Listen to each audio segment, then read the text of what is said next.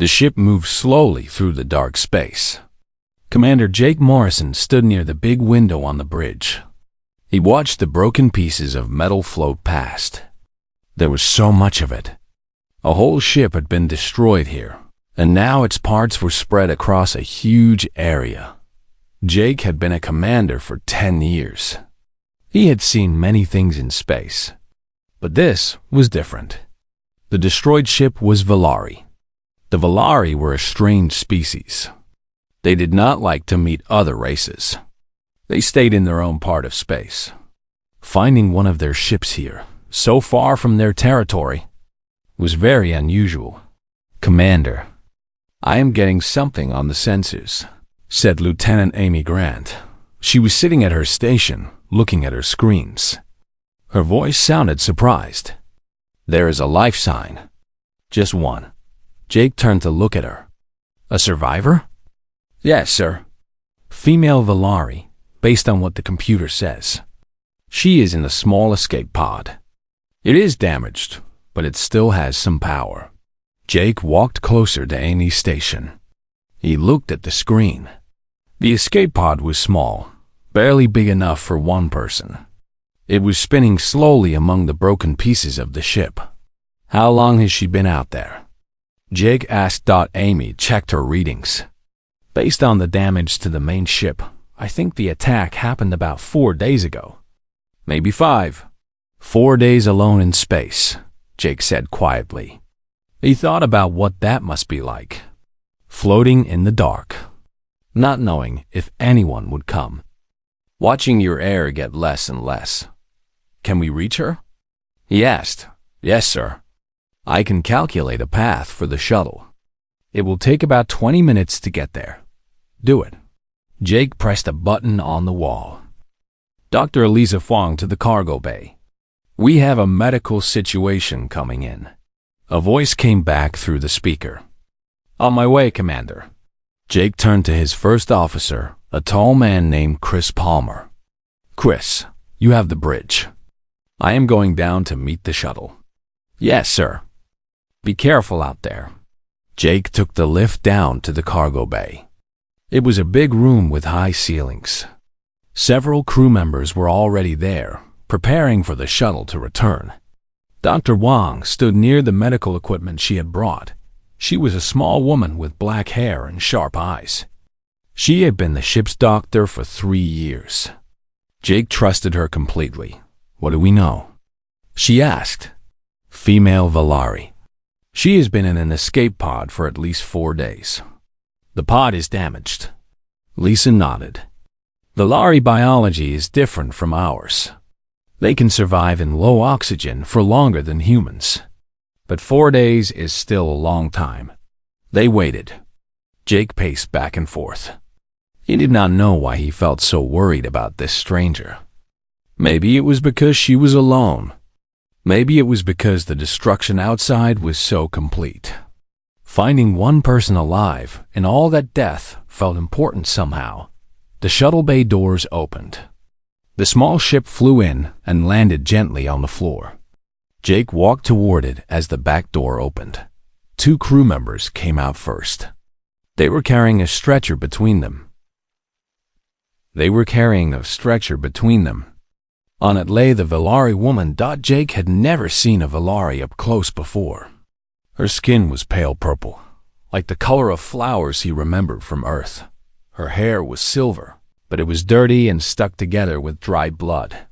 There was a cut on her forehead. Her eyes were closed, and she was not moving much. Her breathing was very slow. She was wearing a dark uniform that was torn in several places. On her chest was a symbol that Jake did not recognize. Maybe it meant something important in her culture. "Get her to medical," Jake ordered. Lisa was already scanning the Valari with her equipment. "She's alive, but barely. Severe dehydration. Oxygen levels are very low. Some broken ribs.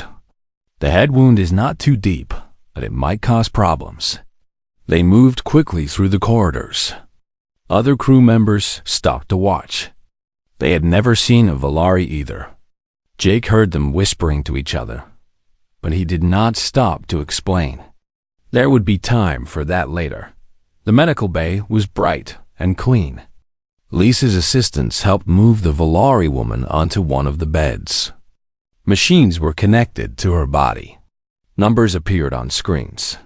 "Her heart is beating too slowly," Lisa said. "I need to give her fluids and oxygen. Everyone who is not needed, please leave." Jake stepped back, but he did not leave the room. He stood near the door and watched Lisa work. She moved fast and with confidence. She gave orders to her assistants. They put tubes in the Valari woman's arm. They put a mask over her face to help her breathe. An hour passed. Then, too, Jake stayed the whole time. He did not know why he could not leave. Finally, Lisa walked over to him. She looked tired but not worried. "She will live," the doctor said. "Her body is strong. A few more hours in that pod, and she would have died. But we got to her in time. When will she wake up? I do not know. Maybe tomorrow. Maybe the day after. Her body needs time to heal." Jake nodded. "Let me know when she wakes up. I want to talk to her." "Of course, Commander." Jake went back to the bridge. Chris looked at him with questions in his eyes. "She will be okay," Jake said. "A Valari woman. We do not know anything else yet. What was she doing out here?" Chris asked. "I do not know, but I want to find out." For the next 3 days, Jake visited the medical bay often. The Valari woman slept. Sometimes she moved a little. Sometimes she made small sounds. But she did not wake up. Jake found himself thinking about her when he was doing other things. Who was she? What had happened to her ship? Was someone looking for her? On the 3rd day, Lisa called him. "Commander, she is waking up." Jake was in the medical bay within minutes. The Valari woman's eyes were open. They were a deep purple color, like her skin but darker. She looked confused and scared. "Where am I?" she asked. Her voice was rough from not being used. "Who are you?" "My name is Jake Morrison," he said. He spoke slowly and clearly. "You are on my ship, the Starlight. We found you in the debris field. Your ship was destroyed." The woman's eyes filled with pain. "The Twilight Star. We were attacked. Everyone else is dead. I am sorry." She looked at him for a long moment. "You are human." "Yes. You saved my life." "Yes." Something changed in her eyes then. Something Jake did not understand. She looked at him differently, like he had done something much bigger than just pulling her from a broken escape pod. "My name is Kira Valfani," she said, "and I think we need to talk." Kira spent another week in the medical bay. Her body healed fast. Dr. Lisa Wong was surprised by how quickly the Valari woman got better. The broken ribs were almost fixed. The cut on her head was gone. Only a small scar remained. During that week, Jake visited her every day. He brought her food and water. He told her about his ship and his crew.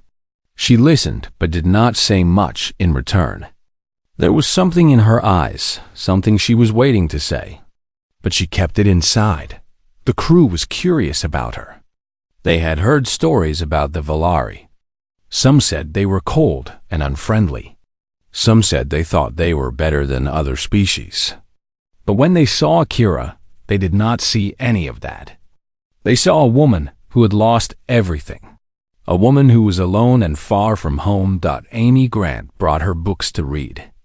The ship's cook, a friendly man named Danny, made special food for her. He tried to learn what Valari liked to eat. Kira thanked them politely, but she still seemed far away, like her mind was somewhere else. On the 8th day after she woke up, Lisa said Kira was healthy enough to leave the medical bay. Jake gave her a small room of her own. It was not fancy, but it was private and comfortable. That evening, Jake was in his quarters, reading reports. There was a knock on his door. "Come in," he said. The door opened. Kira stood there. She was wearing simple clothes that the crew had given her. Her silver hair was clean now, and it fell past her shoulders. Her purple eyes were serious. "Commander Morrison," she said, "I need to speak with you about something important." "Of course. Please, sit down." There was a chair near his desk. Kira sat in it. Her back was very straight. Her hands were folded in her lap. She looked like she was about to give a formal speech. "I must explain something about my people," she began. "Something that will affect both of us." Jake leaned forward. "I am listening. Among the Valari, there is an old tradition. It has been part of our culture for thousands of years. When one person saves the life of another, a bond is created between them." "That sounds nice," Jake said. "Humans have something similar. We call it a life debt." "It is more than that," Kira said. Her voice was very serious. "In Valari law, the person who is saved becomes the property of the person who saved them. Until the debt is paid back, or until the rescuer releases them, the saved person belongs to them." Jake blinked. He was not sure he had heard correctly. "Did you say property?" "Yes. You mean like ownership? Like a thing?" "Yes and no. It is complicated. The rescued person is not treated badly. They are cared for and protected. But they have no legal standing on their own. They exist only as part of the rescuer's household." Jake stood up from his chair. He walked to the window and looked out at the stars. His mind was trying to understand what Kira was telling him. "Kira, I did not save your life to own you. I saved you because you needed help. That is what humans do. We help people." "I know," Kira said. "I have learned this about your species. You are unusual in this way. Most races in the galaxy are not so kind to strangers. So why are you telling me this? Because the bond exists whether you accept it or not. It is not just a cultural practice. It is written into Valari law. Until you claim me or release me, I am in a state of uncertainty. I belong to no one. I am nothing." Jake turned back to face her. "Then I release you. Right now. You are free." Kira shook her head slowly. "It is not that simple. For a release to be real, it must be witnessed by another Valari. Or I must pay back the debt by doing something of equal value to what you did. Equal value to saving your life." "Yes." Jake sat back down. He rubbed his face with his hands. This was more complicated than he had expected. "So what are you saying? You are stuck with us?" "In a way, yes. I cannot leave until the debt is settled. And I cannot function properly until my status is clear." "What do you mean, function properly?" Kira looked down at her hands. For the first time, Jake saw that she was struggling. Her calm face was hiding something deeper. "I do not know where I belong," she said quietly. "On my ship, I was a navigator. I had a role. I knew my place. Now I am nothing. Not a crew member. Not a guest. Not free. Not claimed. I exist in a space between everything, and it is very difficult." Jake was quiet for a moment. He could see the pain in her eyes. This was not a game to her. It was not a strange alien custom that did not matter. It was fundamental to who she was and how she understood the world. "Let me think about this," he said finally. "I do not want to own you, Kira. That goes against everything I believe. But I also do not want to cause you pain. We will find a solution. Thank you, Commander. Call me Jake." She nodded but did not smile. She stood up to leave. "Kira," Jake said before she reached the door, "whatever happens, you are welcome on this ship. You are not nothing. You are a person who survived something terrible. That takes strength." She paused at the door. "Among my people, strength without belonging is meaningless. But I appreciate your words." She left. Jake sat alone in his quarters for a long time. He thought about what she had said. He thought about his own culture and what it meant to be free. For humans, freedom was the most important thing. They had fought wars over it. They had died for it. But Kira was not human. For her, belonging was more important than freedom. The idea of being alone, of having no place, was worse than being owned. The next day, Jake called a meeting with his senior officers. He explained the situation. They were all confused. "So she wants to be your property?" Amy asked. She sounded shocked. "Not exactly," Jake said. "She wants to know where she fits. She needs a clear role, a clear status. Without that, she does not know who she is." "That is strange," Danny said. "But I guess every species is different." "What are you going to do, Commander?" Chris asked. "I do not know yet. I need to learn more about her culture. I need to understand what this bond really means. Maybe there is a way to give her what she needs without making her my property. Could you just pretend to claim her?" Amy suggested. "Say the words but not mean them?" Jake shook his head. "That feels wrong. And she would probably know. She's very smart." "Then perhaps you should talk to her more," Lisa said. "Ask her what the bond would actually look like in practice. What would change? What would stay the same?" It was good advice. Jake decided to follow it. That evening, he found Kira in the observation room. She was standing at the big window, looking out at the stars. Her reflection was like a ghost on the glass. "May I join you?" Jake asked. Of course. He stood beside her. They were quiet for a while, both looking at the darkness outside. "Tell me more about this bond," Jake said finally. "If I claimed you, what would that mean? What would I have to do?" Kira did not look at him. She kept her eyes on the stars. "You would be responsible for me, for my food, my shelter, my safety. In return, I would serve you. I would use my skills to help you and your goals." That sounds like being a crew member. It is similar, but it is more permanent, more personal. Would I have to give you orders? Tell you what to do all the time? No, the bond is not about control. It is about belonging, knowing that someone will not abandon you, that you have a place in the world that cannot be taken away.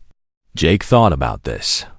It was not as bad as he had feared, but he still did not like the word property. He still did not like the idea of owning another person. "I need more time," he said. Kira finally turned to look at him. Her purple eyes were deep and unreadable.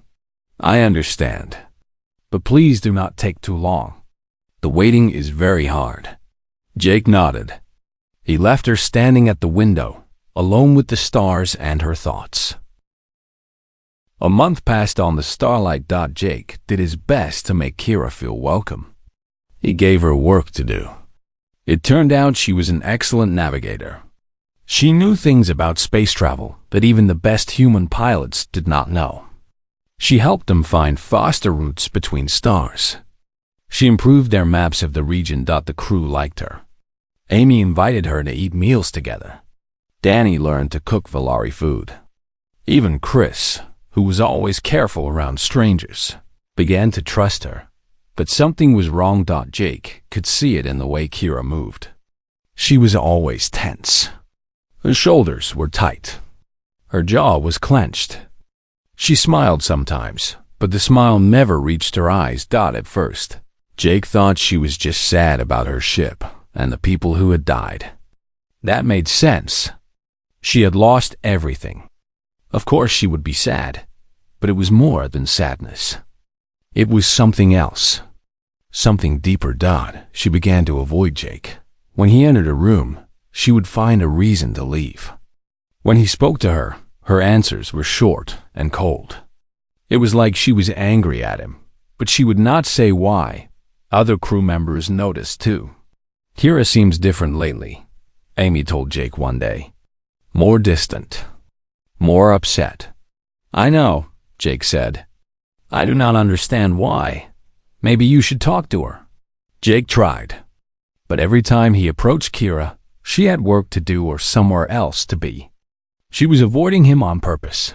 Finally, after another week of this, Jake decided he had enough. He waited until he knew Kira would be in the observation room. It was where she always went when she wanted to be alone.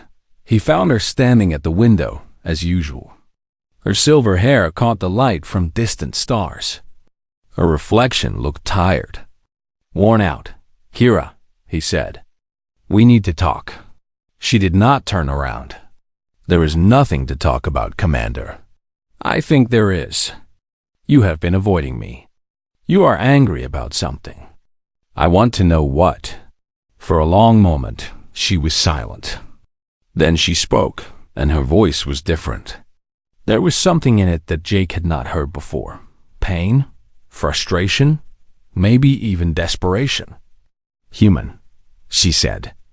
"It has been over a month, and you have not claimed me." Jake stepped closer. "Kira," I explained why. "Humans do not own other people. It goes against what we believe." She finally turned to face him. Her purple eyes were blazing with emotion. "I know what you believe," she said. Her voice was louder now. "You have told me many times. Humans value freedom. Humans do not have slaves. Humans treat everyone as equals." "I have heard it all. Then why are you angry?" "Because you do not understand what you are doing to me." She stepped toward him.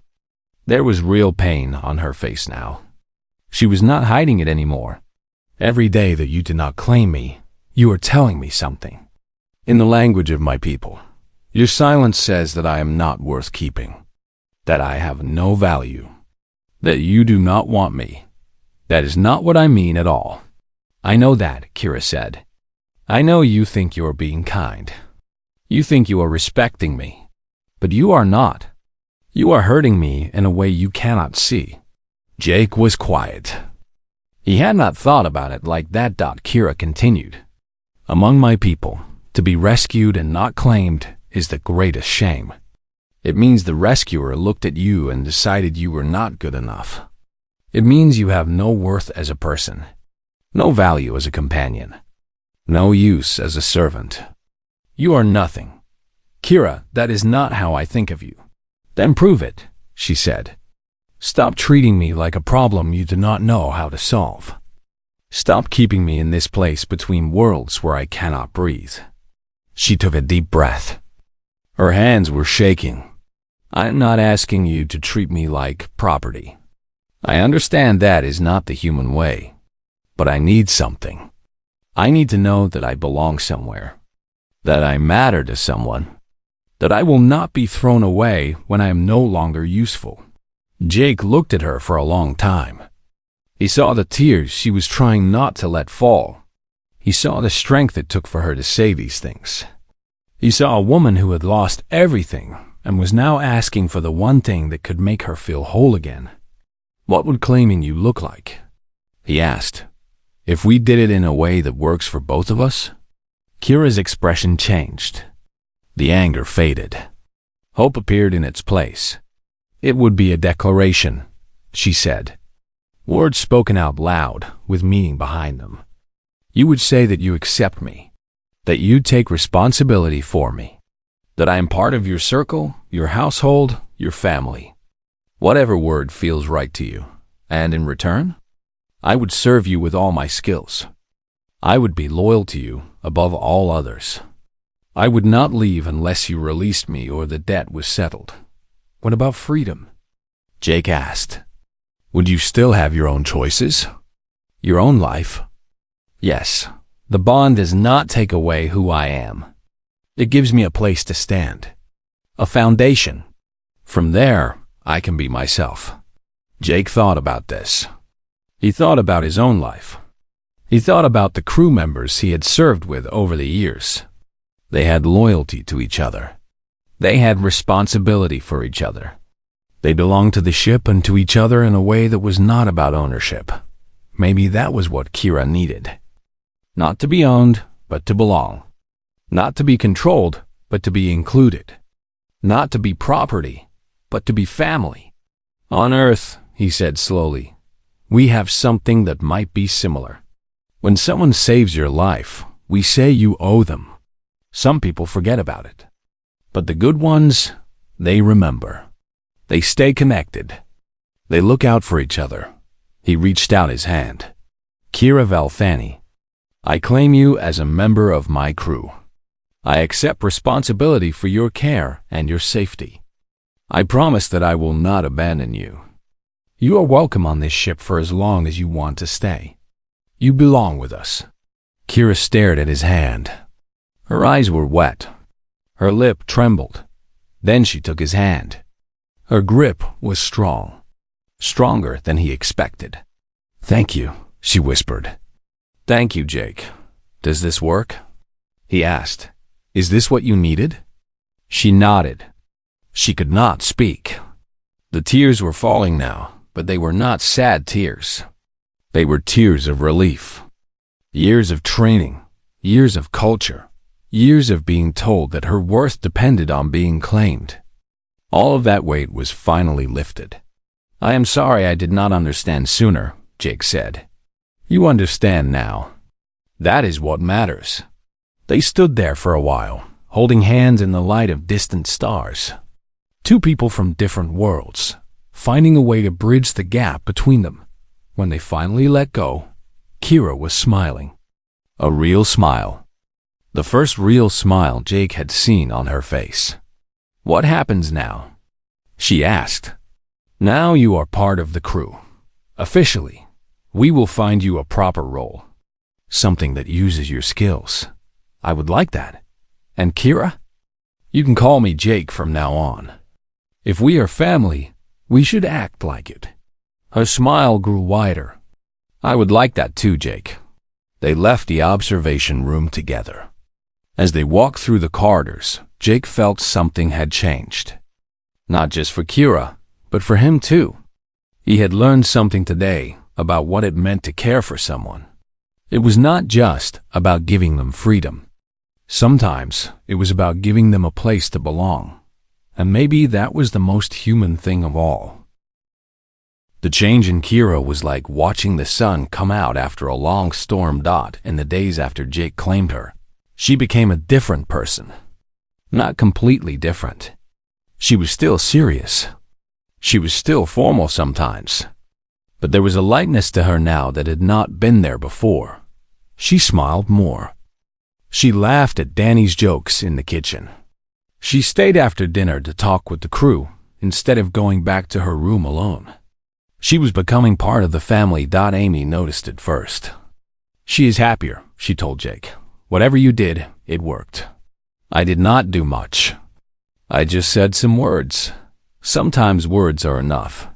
Dr. Lisa had a different view. She called Jake to her office one afternoon. She wanted to explain something.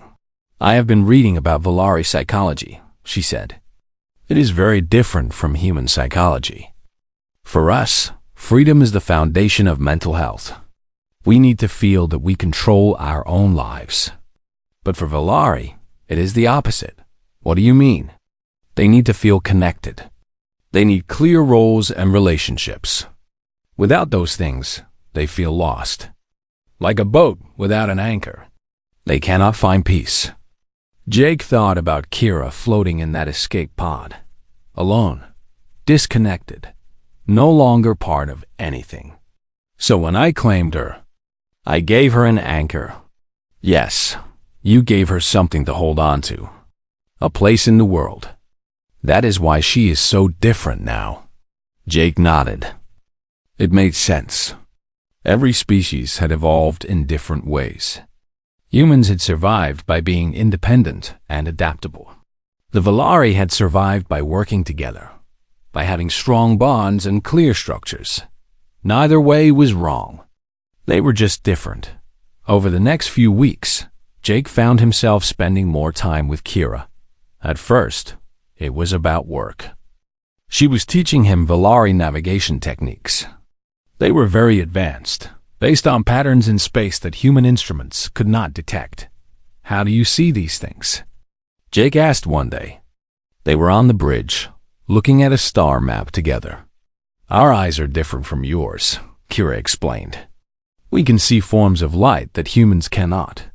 It allows us to notice things in space that are invisible to your ships. That is amazing. It is just biology. Nothing special. But it was special. Thanks to Kira, the starlight was traveling faster than ever before. She found safe paths through dangerous areas. She spotted problems before they became serious. The whole crew benefited from her skills. The work conversations became something more. They started talking about other things. Their homes. Their pasts. Their hopes for the future. Kira told Jake about her planet. She described the crystal towers of her capital city. They were tall and thin, made of a material that sang when the wind blew through them. She told him about the mountains where she grew up, covered in blue grass that glowed at night. It sounds beautiful, Jake said. It is. I miss it sometimes. But I am not ready to go back. Not yet. Why not? Kira was quiet for a moment. Because going back means facing what happened. The people I lost. The life I had before. I am not strong enough for that yet. Jake understood. He had lost people too. Friends who died in accidents. Family members who had grown old and passed on. Grief was not something you could rush through in return. Jake told Kira about Earth. He described the oceans, huge bodies of water that covered most of the planet. Kira had never seen an ocean. Her planet was mostly dry, with only small lakes and rivers. What is it like? She asked. To stand on the edge of so much water? It makes you feel small, Jake said, but also peaceful. The sound of the waves is very calming. It reminds you that there are things bigger than yourself. I would like to see it someday. Maybe you will. When your debt is settled, you could visit. Kira was quiet. Then she said, I am in no hurry to settle it. Jake looked at her. There was something in her voice. Something soft and careful. Neither am I, he admitted. They did not say more about it. But something had shifted between them. They both felt it. The other crew members noticed too. Amy started making jokes about them. Chris raised his eyebrows whenever he saw them together. Even Danny, who's usually focused only on his cooking, made comments. The commander and the Valari, he said one day, stirring a pot. It is like a story from the old Earth movies. It is not like that, Jake said. Sure it is not. Jake did not argue. He was not sure what it was. Friendship? Something more? He did not want to think about it too much. He was afraid that naming it would change it somehow. Kira seemed to feel the same way. She was happy with things as they were. She had her place on the ship. She had her role. She had people who cared about her. That was enough for now. 3 months after Jake claimed her, something happened that tested their bond. The Starlight received a distress signal from a small ship. When they arrived, they found it was a trap. Pirates had used a fake signal to lure ships into an ambush. 3 pirate vessels surrounded the Starlight. They were bigger and more heavily armed. The leader of the pirates sent a message. Surrender your cargo and any valuables. Do that, and we will let you live. Jake stood on the bridge, looking at the enemy ships on the screen. His crew was scared. They were a survey ship, not a warship. They were not built for fighting. What do we do, Commander? Chris asked. Jake did not answer right away. He was thinking. There had to be a way out of this. Then Kira spoke. I have an idea. Everyone turned to look at her. The pirate ships are arranged in a triangle pattern, she said. They think this gives them the best coverage. But it creates a weakness. There is a gap in their formation, just big enough for us to fly through if we move fast enough. Where? Jake asked. Kira walked to the navigation screen. She pointed to a spot between 2 of the ships. Here, it will be very close. We might take some damage, but we can make it. Jake looked at the gap. It was tiny. The timing would have to be perfect. Can you do it? He asked. Kira met his eyes. I can do it. Trust me. Jake thought about everything that had happened between them. The rescue. The claiming. The long talks. The growing friendship. I trust you, he said. Do it. Kira took the navigation controls. Her hands moved quickly, entering commands. The Starlight's engines came to life. Everyone hold on, she said. The ship shot forward. The pirate vessels fired at them, but Kira was already moving. She dodged and weaved, finding paths through the weapons fired that no human pilot could see. The gap was coming up fast. It looked even smaller than before. Jake held his breath. Kira did not hesitate. She flew straight into the gap. The Starlight scraped against something. Alarms went off, but they made it through. Behind them, the pirate ships were turning to follow, but they were too slow. Kira had already plotted a course to a nearby asteroid field. She flew into it, using the rocks as cover. The pirates tried to follow, but they did not know the field like Kira did. She had mapped it in her mind, every rock and every path. She led the Starlight through like it was a dance. After an hour, the pirates gave up. They could not find the Starlight. They could not risk their ships in the asteroid field. They left. The bridge was silent for a moment. Then the crew started cheering. Amy hugged Danny. Chris laughed out loud. They were alive. They had escaped. Jake walked over to Kira.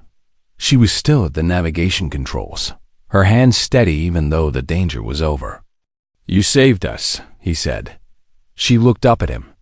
There was a small smile on her face. Now we are even, she said. You saved my life. I saved yours. The debt is balanced. Jake shook his head. I do not think it works that way. No? No, because this was not about debt. This was about family. And family does not keep score. Kira's smile grew wider. I think I'm starting to understand humans. Good, because you are stuck with us now. I know, she said. And I am glad. 6 months had passed since Jake Morrison claimed Kira Velthani as a member of his crew. In that time, the Starlight had traveled far. They had mapped new regions of space. They had made contact with 3 species that humans had never met before. They had survived pirates and storms and equipment failures. Through all of it, Kira had been there. She was no longer the broken woman they had pulled from a damaged escape pod. She was strong now, confident. She laughed easily and spoke her mind. She had become one of them. Jake sometimes forgot that she was not human. When they sat together in the observation room, watching the stars, she felt like someone he had known his whole life. When they worked together on the bridge, they moved like 2 parts of the same machine. The crew had accepted her completely. Amy called her sister. Danny saved the best food for her. Chris trusted her with his life. She was family in every way that mattered.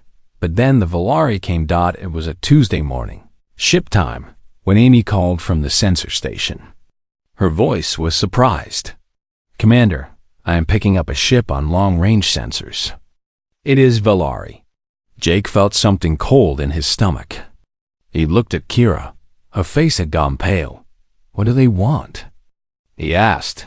They are sending a message. They say they are looking for a survivor from the ship Twilight Star. Everyone on the bridge looked at Kira. She stood very still, like a statue carved from stone. That is my ship, she said quietly. They found me. The Valari vessel came closer over the next hour. It was large and elegant, its hull covered in patterns that caught the light in strange ways. When it stopped near the Starlight, Jake felt like he was standing next to a giant. They are requesting communication, Amy said. Jake nodded. Put it on screen. The face that appeared was an older Valari male. His skin was darker purple than Kira's, and his silver hair was arranged in a complex pattern that spoke of high rank. His expression was stern but not unkind. "I am Ambassador Theron of the Valari Diplomatic Corps," he said. "We have been searching for a survivor from the vessel Twilight Star. Our information says she may be on this ship." "She is," Jake said. "I am Commander Jake Morrison. The survivor is named Kira Velthani. She has been part of my crew for 6 months." The ambassador's eyebrows rose slightly. "Part of your crew? In what capacity?" "I claimed her," Jake said simply, "after we rescued her." There was a moment of silence. The ambassador looked at Jake with new interest. "You claimed her," he repeated. "You understand what that means in our culture?" "I do now." "I did not at first. But Kira taught me." "And you claim her still? Even though you are human?" "Yes." The ambassador was quiet again. His eyes moved to somewhere off-screen, probably where Kira was standing. "Kira Velthani," he said. "Please come forward." Kira walked to stand beside Jake. Her posture was perfect. Her face showed no emotion, but Jake could see her hands shaking slightly at her sides. "Ambassador Theron," she said, "I remember you. You were a friend of my father." "I was. I am. Your family has been very worried about you, Kira. They believed you were dead. When we received reports of a Valari woman on a human ship, they sent me to find out the truth. The truth is that I survived," Kira said. "My ship was destroyed. Everyone else died. I was rescued by Commander Morrison and his crew. And he claimed you." "Yes. Do you accept this claim?" Kira glanced at Jake. Something passed between them. An understanding. A shared history. A bond that had grown deeper than either of them expected. "I do," she said. "I accept it freely." Ambassador Theron leaned back. His expression changed. Something that might have been respect appeared in his eyes. "This is unusual," he said. "Humans do not normally understand our ways. They find them strange or offensive. Most would have released you immediately." "I tried to release her," Jake admitted. "She explained that it was not that simple. So I learned. I listened. And I found a way to give her what she needed without betraying what I believe." "What do you believe?" "That no person should be owned by another. But also that everyone needs a place to belong. A family. A home. Those two things do not have to be the same." The ambassador was silent for a long moment. Then, slowly, he smiled. "You are an interesting human, Commander Morrison. I begin to understand why Kira chose to stay with you." He turned his attention back to Kira. "Your family wishes to know if you intend to return home. They miss you very much." Kira was quiet. Jake could see her struggling with the question.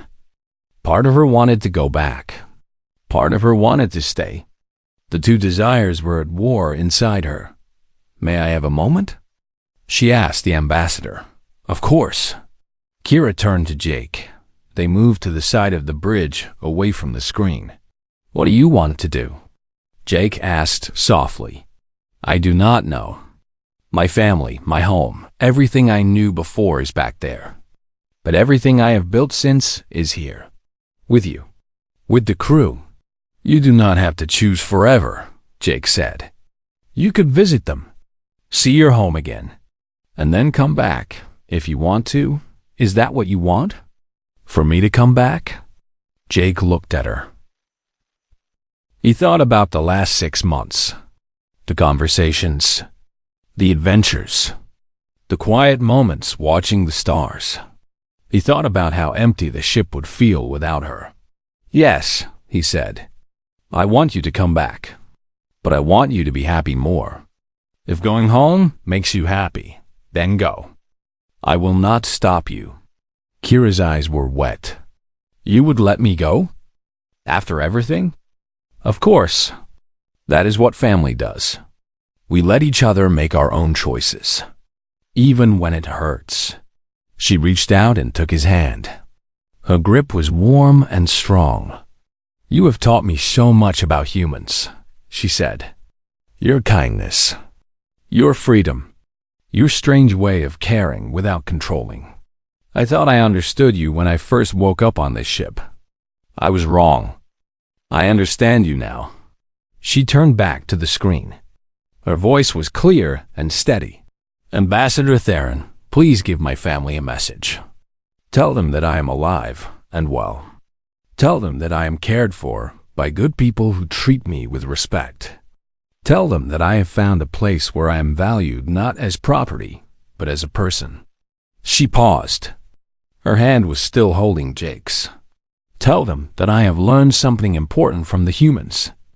Something I did not expect. I have learned that belonging does not require bondage. That the strongest claims are the ones freely chosen. That family is not about who owns you, but about who loves you." She straightened her shoulders. "I will return to visit when I can. I miss them, and I want to see my home again. But my place, for now, is here. With my crew. With my captain. With my friend."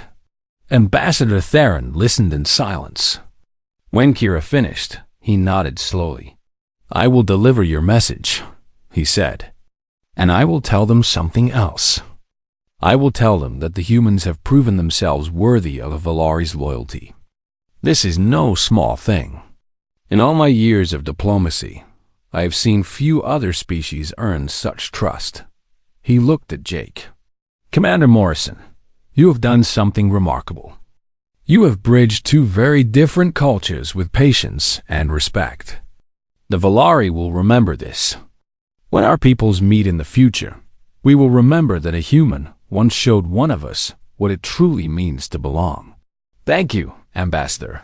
"No, thank you." The screen went dark. The Valari ship began to move away, slowly disappearing into the distance. The bridge was quiet. Everyone was looking at Jake and Kira, still standing together, still holding hands. Amy broke the silence. "So, are we going to talk about this, or—" "There is nothing to talk about," Jake said. But he was smiling. "Nothing at all," Kira agreed. But she was smiling too. That evening, they sat together in the observation room. The stars stretched out before them, endless and full of possibility. "Thank you," Kira said. "For everything. You already thanked me. I know. But I wanted to say it again. When you pulled me from that escape pod, I thought my life was over. I had lost everything. My ship, my crew, my place in the universe. I was ready to die." She turned to look at him. "You gave me more than a rescue, Jake. You gave me a home, a family, a reason to keep living. I will never forget that." Jake looked at her. In the starlight, her purple skin seemed to glow. Her silver hair was like moonlight. Her eyes were deep and full of things he was only beginning to understand. "You gave me something too," he said. "You taught me that being human is not just about freedom. It is about connection, about caring for others, about making room in your life for people who are different from you." He reached over and took her hand again. "You made me better. Kira, you made all of us better." They sat there together. Two people from different worlds, looking out at the stars. Behind them, the starlight hummed with life. Around them, the crew went about their work, their voices mixing together in a familiar song. And in that moment, both of them knew the truth. They had found something rare in the vast darkness of space. Something precious. They had found a place where they belonged. Together. The end.